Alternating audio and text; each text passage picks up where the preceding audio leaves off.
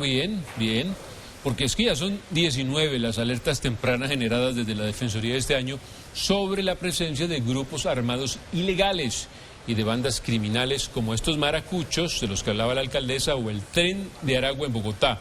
Según la entidad, no se ha obtenido respuesta oportuna para desvertebrarlas. Alejandro, ¿qué se dice? Jonathan, efectivamente, por esta misma razón le piden a las autoridades, al gobierno distrital y nacional que tomen acciones y acaten a tiempo las alertas que emite la Defensoría del Pueblo. La Defensoría del Pueblo denunció que solo en el 2022 se han generado diversas alertas por grupos armados y bandas criminales que estarían azotando a la ciudad. Sin embargo, no se tendría una respuesta oportuna, según la entidad, por parte de las autoridades. Desde la Defensoría del Pueblo ya hemos emitido 19 oficios de consumación del riesgo que había sido advertido mediante nuestras alertas tempranas vigentes para la ciudad. A pesar de las acciones institucionales para responder a las advertencias, su contribución a la prevención no ha transformado factores estructurales de violencia que aquejan a las localidades. Pero ¿cuáles serían las bandas criminales y grupos armados ilegales que se estarían disputando el control de la ciudad? La institucionalidad del Estado enfrenta uno de sus más grandes retos para frenar la violencia en la capital del país, generada por grupos armados ilegales como las disidencias de la FARC, el ELN, las autodefensas gaitanistas, Clan del Golfo, hasta estructuras criminales como el Tren de Aragua, los Pascuales, los Boyacos, los Pereiranos y los Paisas, entre otros. Sin embargo, el distrito opina diferente. La ciudad de Bogotá puede tener la certeza de que aquí ningún grupo criminal ni banda multicrimen tiene control territorial.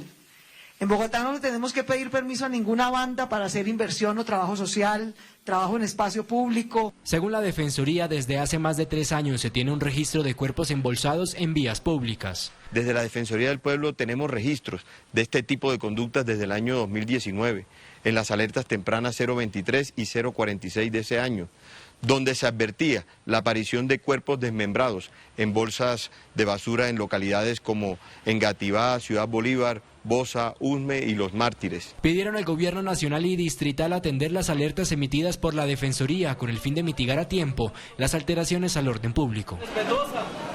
Ya usted que es tan delicada la situación que el propio secretario de Seguridad reconoció la gravedad de los crímenes en Bogotá a pesar de la reducción de los homicidios en la ciudad. Según un estudio de la Universidad Central, entre el 2019 y 2021 se encontraron 11 cuerpos en la vía pública, mientras que en lo corrido de este 2022 ya se triplica esa cifra, la de los últimos 3 años. María Fernanda.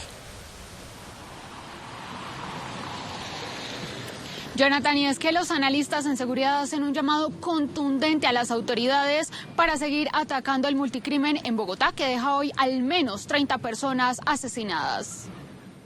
De nada sirve que tengamos una reducción del 14% en los casos de homicidio, que hubiéramos tenido el semestre con la menor cantidad de homicidios en 20 años en Bogotá, si encontramos estos hechos de violencia, que efectivamente preocupan. El distrito por fin reconoció la gravedad de la realidad que enfrenta la capital en cuanto a la violencia y sevicia con la que se están cometiendo los crímenes en la ciudad. Entre el 2016 y el 2019, la administración de ese entonces nunca reconoció que en Bogotá existieran bandas totalmente organizadas o estructuras que estuvieran en ello. Hoy lo que vemos es la consecuencia de no haberlas atacado, de no haber aceptado que existían en Bogotá. Tomaron tanta fuerza que hoy nos encontramos en esta situación. Incluso cuando la Defensoría del Pueblo le había advertido durante esos años a la administración de ese entonces que aquí habían estructuras que se estaban enfrentando.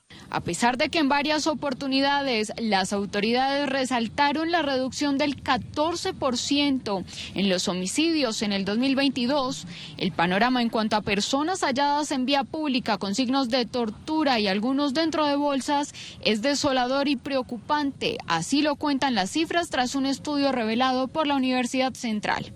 Para el 2019, Bogotá registró 6 casos de cuerpos abandonados en vía pública.